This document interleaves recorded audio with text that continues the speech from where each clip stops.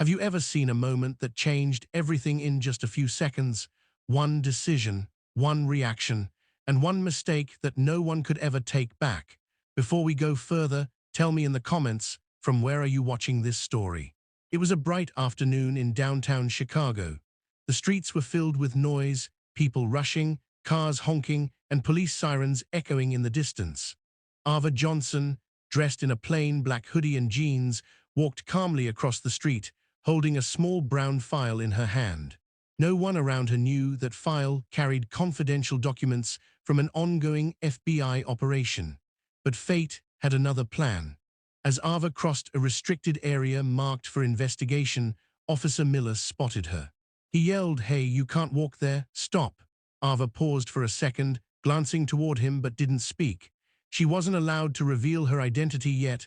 Her mission demanded silence and patience. That silence cost her everything.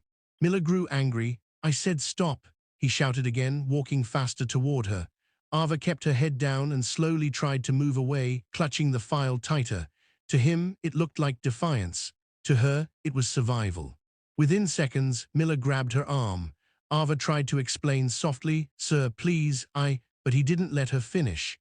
The people nearby started recording on their phones. "Don't talk back to me," he barked.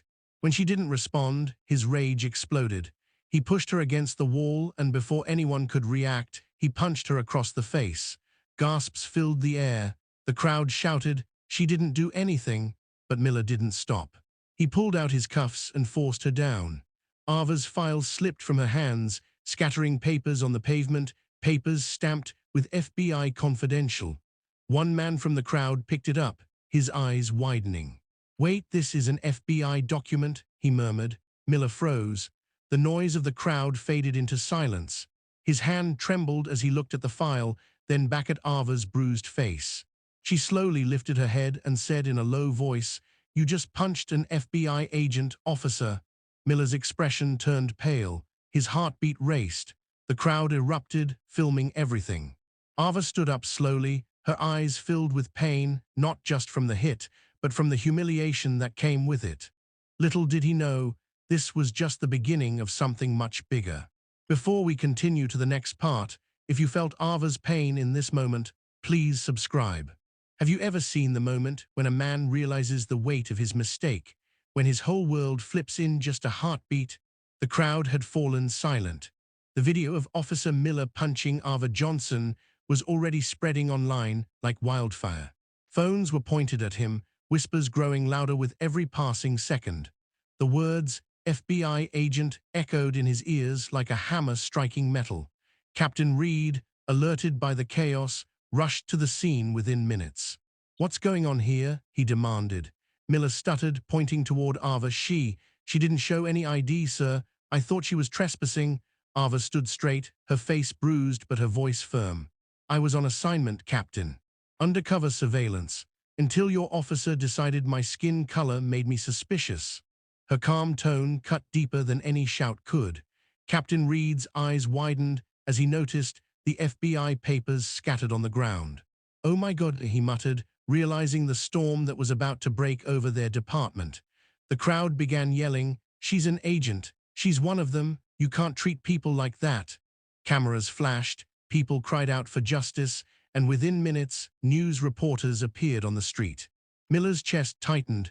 He looked at Ava, guilt crawling over his face. "Ma'am, I didn't know," he whispered, his voice shaking. Ava looked him dead in the eyes. "That's the problem, officer. You didn't want to know." Her words hung in the air, heavy with truth. Captain Reed tried to control the situation. "Everyone back off, we'll handle this." But it was too late. Daniel Brooks, Ava's FBI partner, appeared from the corner. "Ava, are you okay?" he asked urgently, showing his badge. The look on Captain Reed's face said everything. His department had just attacked a federal agent on duty. Miller stepped back, his mind spinning. His career, his reputation, everything was falling apart. He thought it was just another street stop, another person who didn't listen. But now, it was turning into a national headline. Ava picked up her files slowly. "You thought I was just a girl who didn't listen," she said quietly. "But now you'll have to listen, not to me, but to the truth that people like me face every day." The crowd clapped softly, not out of joy, but in silent respect. The moment was no longer about one punch. It was about the pain of judgment that millions had endured. Miller lowered his head, his pride collapsing under the weight of his mistake. And as Ava walked away, the world around them shifted, a line had been crossed, and the fight for justice had just begun. Before we step into the next chapter, if you believe justice should never see color, hit that subscribe button. Have you ever seen calmness that hides a thunderstorm, when someone looks peaceful, but inside, they're ready to break the world apart? The next morning, the city of Chicago woke up to headlines screaming across every screen: police officer punches, FBI agent racism or mistake. The footage from the street had gone viral overnight. Millions watched the moment Officer Miller struck Ava Johnson, the black FBI agent who never even raised her hand to fight back. In her apartment, Ava sat quietly on the couch, a cold pack pressed against her bruised cheek. The TV was on, but she wasn't watching. Her phone wouldn't stop buzzing, calls from the bureau, messages from reporters, and social media exploding with her name. Her partner Daniel Brooks walked in, holding 2 coffees. "Ava, the director wants you in DC. They're opening an internal investigation," he said softly. She nodded. "They should," she whispered. "This isn't just about me, Daniel. It's about every black person who gets judged before they get a chance to speak." Meanwhile, inside the police department, Officer Miller sat in a small interrogation room. His badge was placed on the table, cold, silent, and heavy. Captain Reed entered, face stern but tired. "Do you realize what you've done, Miller?" Miller's voice cracked. "I thought she was resisting. I didn't know." Reed slammed his hand on the table. "That's the problem. You didn't know because you didn't care to know." Miller lowered his head. He could still hear the crowd's shouts, the slap of his fist, and Ava's voice saying, "You didn't want to know." The guilt was eating him alive. Back at the FBI field office, Ava stood before a panel of senior officers. The bureau was proud of her for staying calm under attack, but she wasn't looking for praise. "Sir," she said, her voice steady, "if a federal badge couldn't stop a racist hand, imagine what happens to those who don't have one." The room fell silent. Outside, protesters were already gathering. Posters read, "Justice for Ava" and "Stop Racist Policing." People of every color stood together, demanding not revenge, but change. Later that evening, Ava walked past the police station. She saw Miller standing at the gate, surrounded by reporters.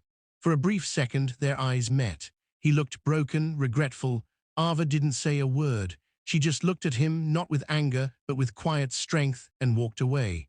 The storm was far from over. Behind that silence, a new movement had begun. And soon, everyone would have to choose, stay silent or speak up.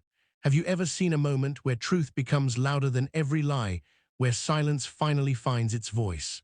3 weeks had passed since that unforgettable day on the streets of Chicago. The world had changed for Ava Johnson, but it had also changed for Officer Miller. His suspension had turned into a full public hearing. News cameras lined the courthouse steps. Crowds gathered, some demanding justice, others defending the uniform. Inside the courtroom, the air felt heavy, charged with emotions that words couldn't carry. Ava sat quietly in the witness seat, her hands folded, her face calm but unyielding. Miller sat opposite her, eyes filled with regret, shoulders bent under the weight of what he had done. The judge's voice echoed, "Agent Ava Johnson, please tell the court what happened that day." Ava took a deep breath. "Your Honor," she began softly, "I was doing my duty. I didn't speak because my mission depended on silence." But that silence was mistaken for defiance. It wasn't the punch that hurt the most. It was knowing that, to him, my skin said more than my badge ever could. The courtroom went silent. Even Miller looked down, tears forming in his eyes. He whispered, barely audible, "I'm sorry." Ava looked at him, not with anger, but with something deeper. "I forgive you," she said quietly, "but forgiveness doesn't erase the truth. It only reminds us that change starts when we admit what's wrong." Her words struck the room like lightning. Reporters scribbled, cameras flashed, and even the judge paused before speaking again. "This case," he said slowly, "is not just about an officer's mistake. It's about a system that must learn to see beyond color.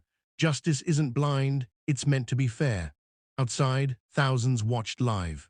People cheered as Ava stepped out of the courthouse, her head held high. Protesters dropped their signs and clapped in unity. For the first time, Miller walked toward her, tears streaming down his face. "Thank you for not hating me," he said. Ava smiled faintly. "I don't hate you, officer. I just hope next time you see before you swing." The moment was powerful, not because a case ended, but because understanding began. That day, the city didn't just see an FBI agent or a police officer. They saw humans, both broken and learning. As the sun set over the courthouse steps, Ava whispered to Daniel, "Maybe now the world will start to listen." And for once, it did. Before you leave this story, if Ava's courage touched your heart, please subscribe. Every subscription helps us tell more stories that remind the world what real justice and humanity look like.